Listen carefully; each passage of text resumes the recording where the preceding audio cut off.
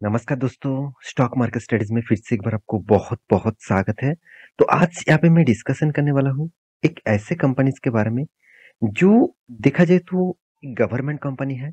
और हमेशा देखिए रिटेल पब्लिक क्या करते हैं, गवर्नमेंट कंपनी के ऊपर ज़्यादा से ज़्यादा निवेश करते हैं। देखिए इसका उसका कोई गलती भी नहीं है, क्योंकि देखिए मैं भी जब स्टॉक मार्केट में फर्स्ट टाइम आया था, मुझे भी लगता था कि गवर्नमेंट कंपनी का शेयर और इतने सस्ते में मिल रहा है, तो इसका मौका मैं छोड़ दूँ तो बहुत गलत होगा। तो इस तरीके से सोच के मैं निवेश कर देता था।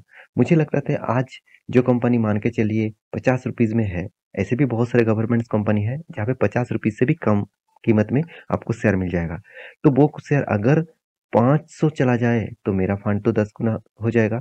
तो यही सोचकर मैं निवेश कर देता था। मगर मुझे जब पता चला कि गवर्नमेंट कंपनी का शेयर ज़्यादा से ज़्यादा ग्रोथ होते नहीं। क्यों नहीं होते?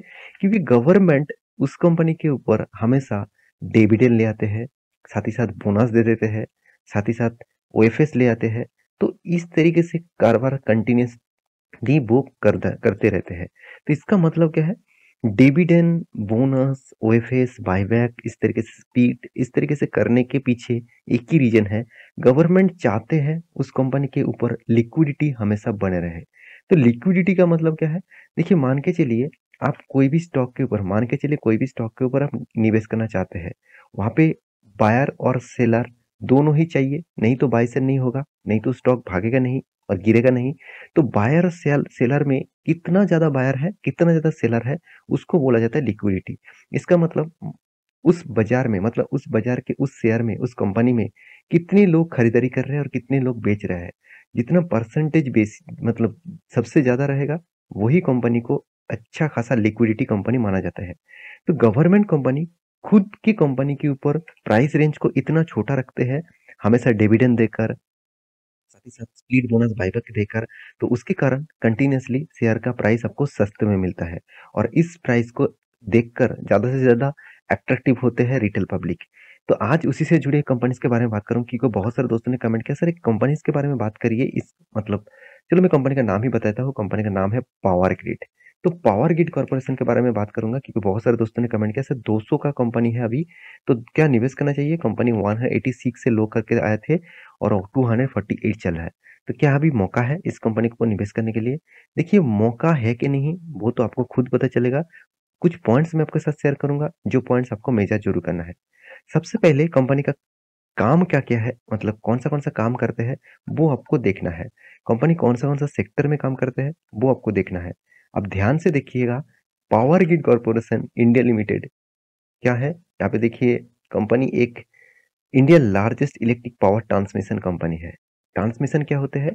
मान के चलिए यहाँ पे एक एक यहाँ पे इलेक्ट्रिक जेनरेट होते हैं और यहाँ पे जितने सारे कंपनीज होते हैं, कॉर्पोरेट एरिया होते हैं, म आप आप और हमारा जो घर होते हैं, वहाँ पे क्या करना पड़ता है? इलेक्ट्रिक को सप्लाई करना पड़ता है। तो इलेक्ट्रिक को जो सप्लाई किया जाता है, वो एक ट्रांसमिशन के माध्यम से, एक जगह से दूसरी जगह ले जाने के लिए। ये तो कोई नेटवर्क सिस्टम नहीं है कि आपको वाईफ़ाई के माध्यम से चलाएँगे, ऐसे बिल्कुल भी नहीं। उसके लिए आपको वायर के माध्यम से ट्रांसमिशन किया जाता है। तो इसी को बोला जाता है ट्रांसमिशन। तो इसी ट्रांसमिशन प्रोजेक्ट के ऊपर कंपनी काम करते हैं। तो इंडिया के सबसे बड़ा ट्रांसमिशन प्रोजेक्ट कंपनी हैंडल करते हैं। तो पावर ग्रिड कोई छोटा-मोटा कंपनी मत समझ लेना। करीबन-करीबन इस कंपनी का मार्केट कैप आप देख सकते हैं 1,50,000 करोड़। अराउंड अराउंड आप 1,50,000 करोड़ बोल सकते हैं।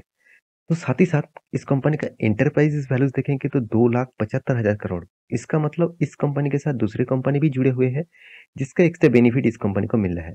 तो इसीलिए देखिए सब कुछ डेटा आपको मैं इसीलिए दिखाता रहता हूँ, क्योंकि आपको भी पता चले उस कंपनी में क्या खुद में दम है, क्या वो दम और भी दिखा सकते हैं। ऑब्वियसली कंपनी में दम तो है ही, साथ ही साथ कंपनी एक्स्ट्रा बेनिफिट भी आपको हमेशा देते रहते हैं। तो देखिए इस कंपनी में निवेश करने का फ़ायदा क्या है?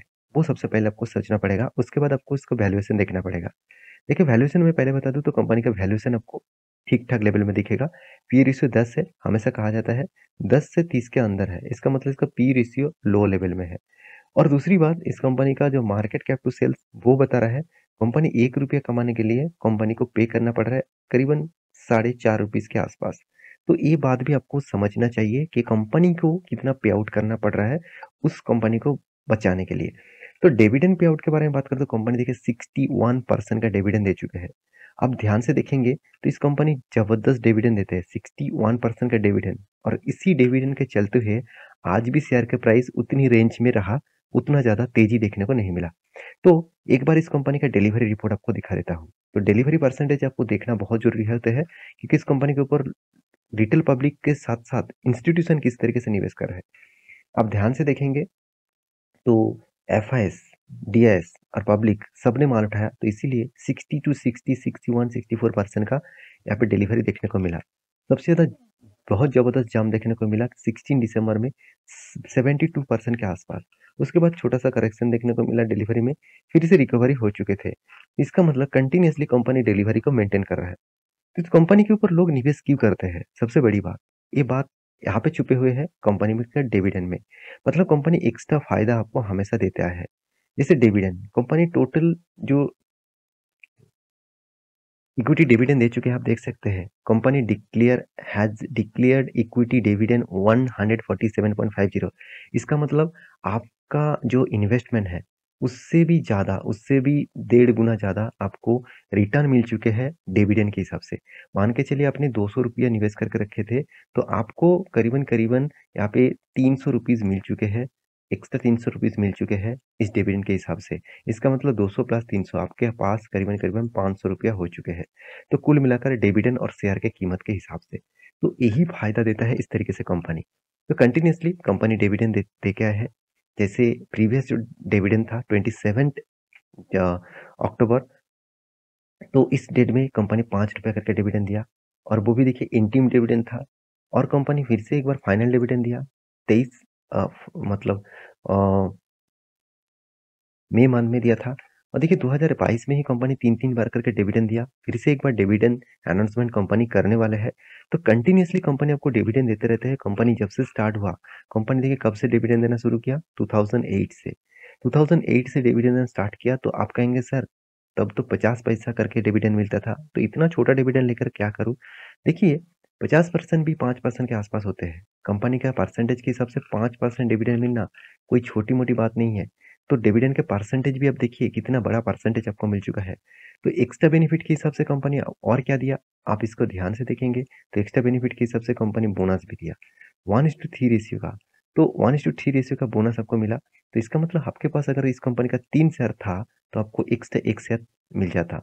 इसका मतलब आपके पास 300 शेयर थे, तो प्लस 100 शेयर, कुल मिलाकर आपके पास 400 शेयर हो जाता। तो ये चीज़ आपको देखना पड़ेगा। तो कंटिन्यूअसली डिविडेंड भी मिलता है, बोनस भी मिलता है। उस हिसाब से इस कंपनी के ऊपर स्टडी करिए, उस हिसाब से इस कंपनी को रिसर्च करिए।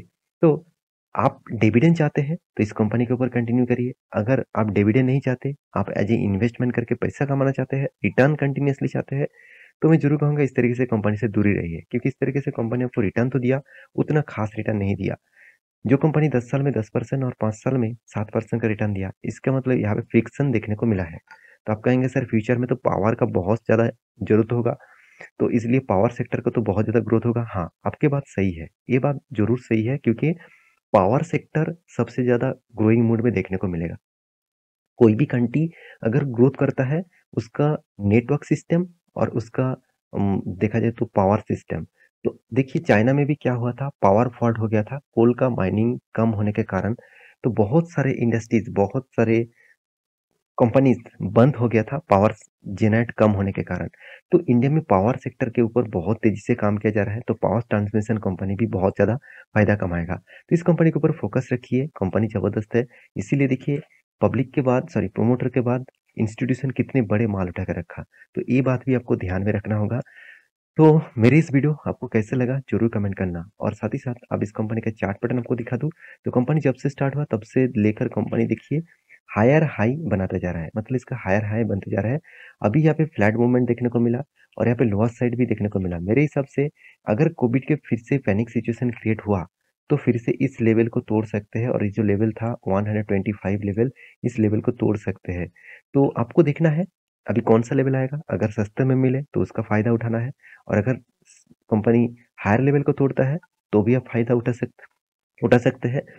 तो आप एक बार रिसर्च करिए, उसके बाद कुछ भी डिसीज़न ज़रूर लीजिए। तो ये था कंपनी का पूरा डिटेल्स। मेरी वीडियो कैसा लगा ज़रूर कमेंट करना। इसी तरीके से वीडियो पाने के लिए चैनल को सब्सक्राइब भी करना। मिलते हैं नेक्स्ट नया स्टॉक लेके, तब तक के लिए अच्छे से रहिए, अपने ख्याल रखिए।